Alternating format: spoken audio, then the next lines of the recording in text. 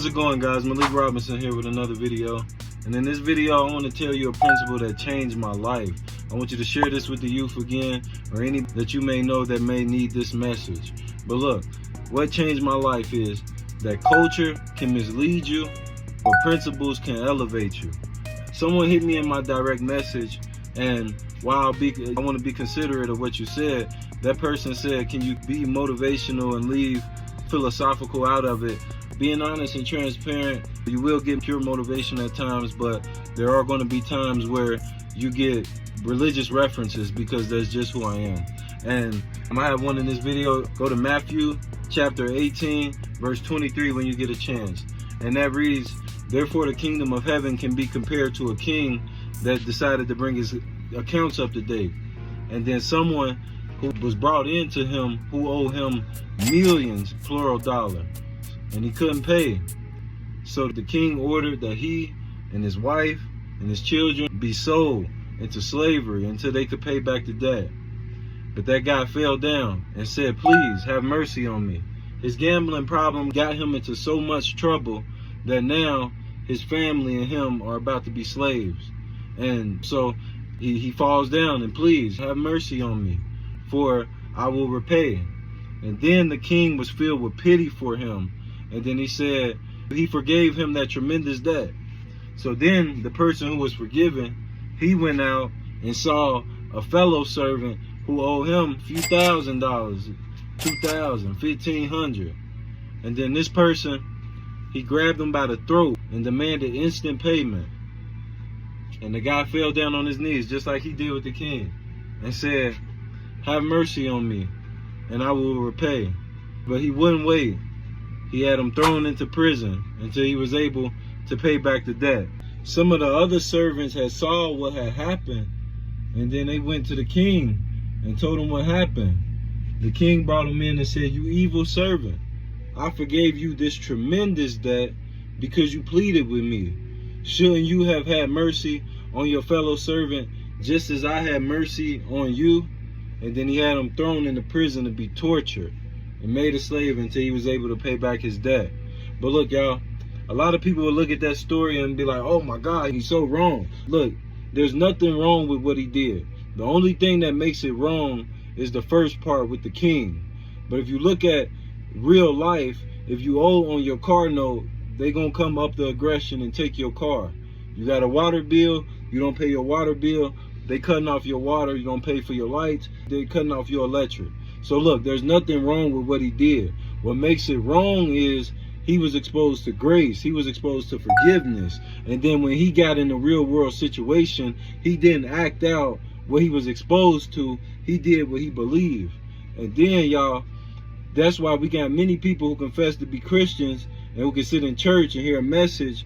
And it's one thing to hear something in church, but when you get in a real world situation, you do what you believe. Look, this guy, he probably grew up in a culture. Somebody in his family was probably cheap and tight. And when you owed them money, they went aggressive on you. So let's not act like what he did was wrong. But what makes it wrong is what he was exposed to, and he was forgiven. And then he didn't turn around and forgive somebody for a debt that was way less than his. And like I said, I'm talking about belief systems. I'm talking about culture, breaking mindsets. I was talking to someone and we had a hard conversation. And I was saying that Biggie, we were talking about rappers. I was saying Biggie is dead because of his belief system. Look, they told him, don't go. Pac got shot. Whatever you do, don't go. Not only did he went to the party and was the last one to lead the party, giving them time to prepare to kill him. Look, listen to me, young people. Same hood, it's all good. Those are not words, that's a culture. Those are not just words, that is a culture. That is a belief system. Same thing with King Von. He said, I'm worth $1 million. I'm worth $1 million and still get on your heels. That means I'm worth $1 million. My life done elevated and I still do the same thing that got me almost indicted for a murder. Worth $1 million. Look, it's clear, man. Be not deceived. God's not mocked. Whatsoever a man soweth, that he shall reap. People may look like they prospering, but I promise you, evil has reigned, y'all. He said, I'm worth $1 million and still get on your heels. He lived right where? Now I'm out. Now I'm in the car parked outside his crib. Look, night he passed away. He had an album release party. You know, and his life was going up. He decided to have someone drive to a location that he found out someone he didn't like was at.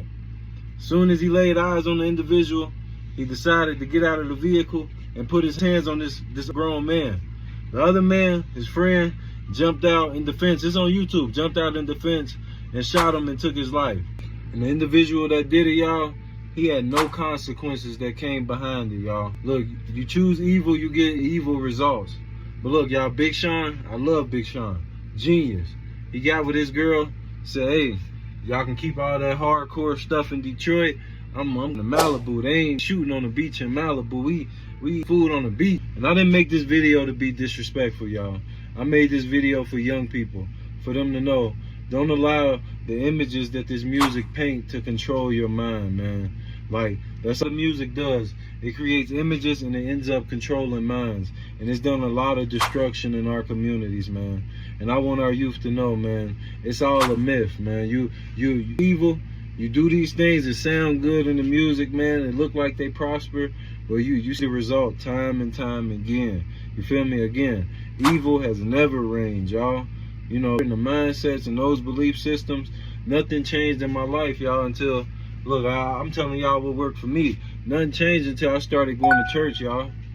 I went to church and gave my life to Jesus, and, you know, these principles that began to start governing me, you know, protecting me from me being destructive, for me being and doing the things that I was taught that did not work for the generations before me or others, y'all.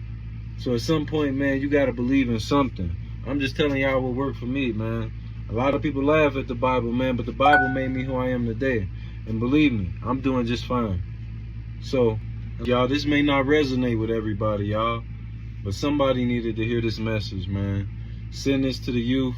Send this to someone who you may feel may be struggling with identity, struggling with different things, man, that they feel like they can't come out of, man. Send them this message if you feel like this is applicable to whatever situation that they're going through, man. It's Malik Robinson, y'all. Again, culture can mislead you. Principles can elevate you. I'll see y'all on the next one.